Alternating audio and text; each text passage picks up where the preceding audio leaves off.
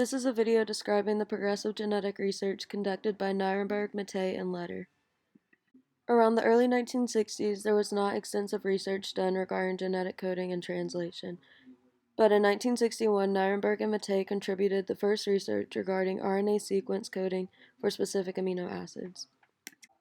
They decided to begin running this experiment by creating a mixture of poly-U mRNA, 1 radioactively labeled amino acid, and 19 unlabeled amino acids into a test tube. After incubating the tube, translation occurred and a precipitate protein was formed. Then the protein was filtered from the mixture. Tests were conducted to check radioactivity.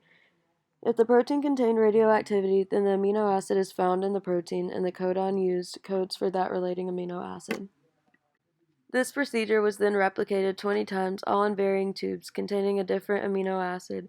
It found that genetic codes listed under the results coded for amino acids such as phenylalanine, lysine, and proline. Sometime later, Nirenberg conducted another experiment, this time with Leder.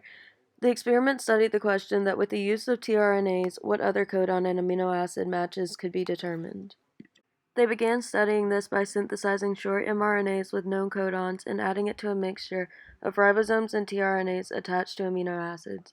This allows binding to occur, binding the mRNA and tRNA specified by the codon. The mixture is then passed through a filter, filtering out the unbound tRNAs. The filter is then assayed to determine which amino acid is bound. For the paper that's radioactive will have a trinucleotide that codes for a radioactive amino acid. This study helped identify 61 codons.